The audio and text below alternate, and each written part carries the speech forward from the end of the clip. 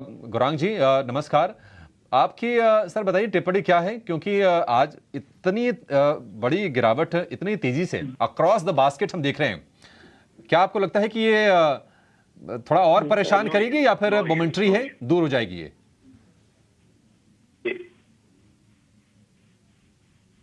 आप सभी को शुभ दिन हमारे तरफ से।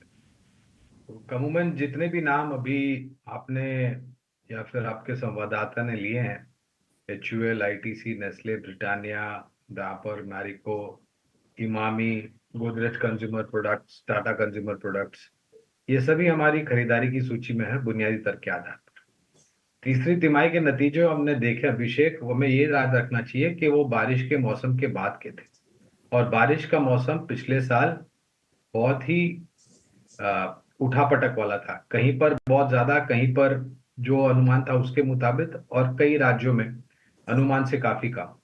अब स्वाभाविक है, जब बारिश, वर्षा ऋतु, मेघराज का आशीर्वाद एक साल में बारिश के समय में अगर हमारे देश के ऊपर, हमारे ऊपर कम रहता है, तो इसका असर सीधा सीधा ग्रामीण और मध्यम ग्रामीण भागों पर पड़ता है और कृषि उद्योग पर पड़ता है।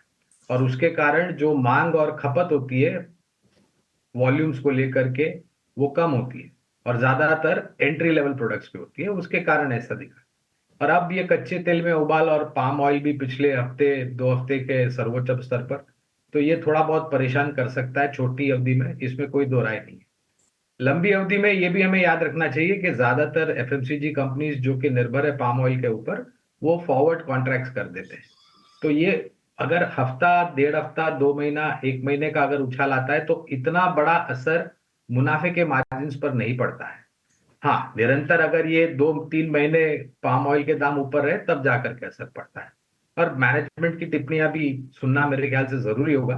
तो हमें तो लग रहा है कि इस कमजोर भरे माहौल में अगर आपका नजरिया लंबी अवधि का है, तो चुनिंदा शेयर जो सूची आपके सामने रखी है वहां पर धीरे धीरे करे करके खरीदारी करें। और एक चीज हमें वो भी याद रखनी चाहिए अभिषेक, कि भारत खपत से चलने वाला देश था, है और आने वाले सालों में भी रहेगा। गौरांग सर इसको ट्रैक करते ही होंगे पक्का। गौरांग सर, एक शेयर आपकी लिस्ट में है क्या, कवरेज लिस्ट में?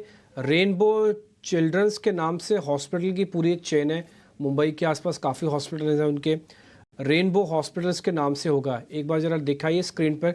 और ये शेयर 1100 प्लस का है, बहुत बढ़िया चल रहा है, पिछले 3-4 दिन से अच्छा चला है। हालांकि इस पर डेट है करीब 600 करोड़ रुपए का कंपनी पे, लेकिन फिर भी इसकी बैलेंस शीट्स वगैरह काफ़ी ठीक है। 2 मेजर बिजनेसेस पे है ये। बच्चों का सबसे बड़ी चेन रखता है बच्चों के हॉस्पिटल के तौर पर, और इसमें गायनों का भी काफ़ी काम है। सर आप इसको ट्रैक करते हैं, रेनबो चिल्ड्रंस को एक्चुअली? का रेनबो चिल्ड्रंस मेडिकेयर लिमिटेड 2022 अप्रैल के आसपास इसका IPO आया था। फ्लोर प्राइस इसका था करीबन 540-545 के आसपास, अगर मेरी याददाश्त सही है। उस समय पर IPO में हमने निवेश की राय दी थी लंबी अवधि के लिए। और जिस प्रकार से स्पेशलिटी सुविधाएं हैं उपलब्ध कराती है खास करके बच्चों के लिए, और इनकी विस्तार योजनाएं भी काफी है डिम्पी, तो उस समय पर खरीदारी की राय हमने लंबी अवधि के दी थी। वहां से तो अब 2 गुना हो चुका है ये स्टॉक। लेकिन फिर भी जो भी टिप्पणियां कारोबार को लेकर के मैनेजमेंट ने करी है, उसको ध्यान में रखते हुए हमें काफी सकारात्मक सा नजरिया नजर आता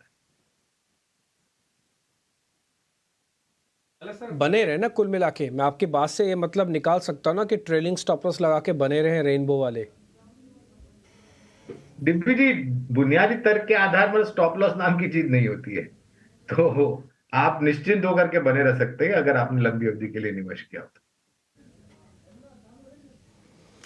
ठीक है, तो ये गौरांग सर से मैंने जानबूझ के इसलिए भी पूछा ताकि आपका थोड़ा हौसला बुलंद हो पाए। और देखिए, इस तरह का जब रिटर्न मिलता है ना, तो कश्मकश ज़्यादा बढ़ जाती है। मैं फिर भी बता सकता हूँ क्योंकि मैंने डीलिंग रूम से निकला हुआ हूँ।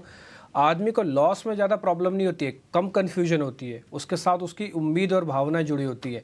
लेकिन प्रॉफिट जब हो जाता है और थोड़ा एक्स्ट्रा ऑर्डनरी प्रॉफिट हो जाए, तब उम्मीद और भावनाएं हट जाती हैं, तब उसका प्योर रिस्क बढ़ जाता है, तब वो ज़्यादा कंफ्यूज नज़र आता है। अगर नहीं हो तो एक बार आप ज़रा डीलिंग रूम में जाइए, जिनके पास अच्छे अच्छे प्रॉफिट्स हैं, एक बार उनसे ज़रा बात कीजिए। अगर सुलझे होंगे तो अलग बात है, अगर सुलझे हुए नहीं है, जैकपॉट टाइप लग गया प्रॉफिट, तो फिर आप उनसे पूछिएगा उनके कन्फ्यूजन का लेवल्स क्या होता है।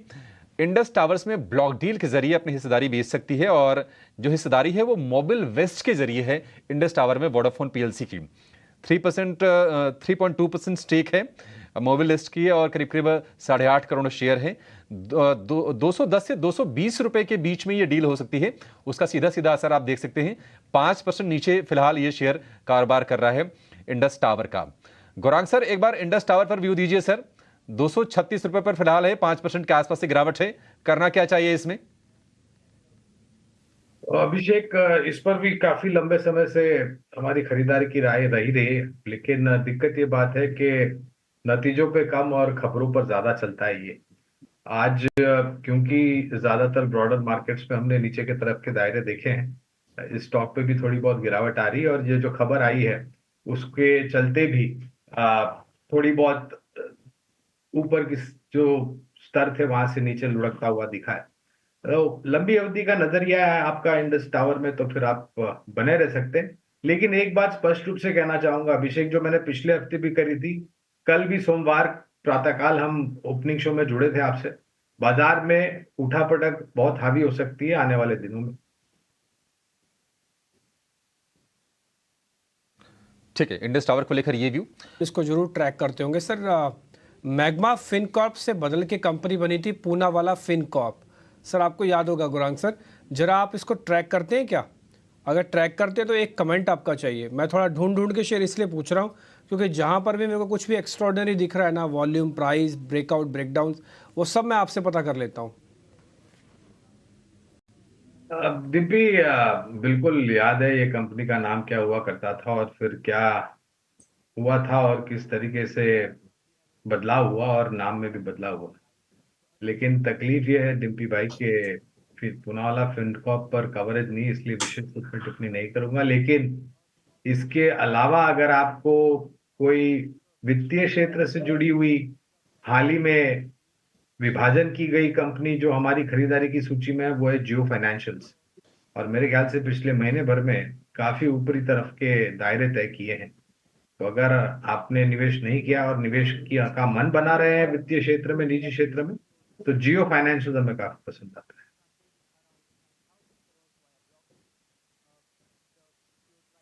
तो गौरांग सर ने आपको पूनावाला फिनकॉर्प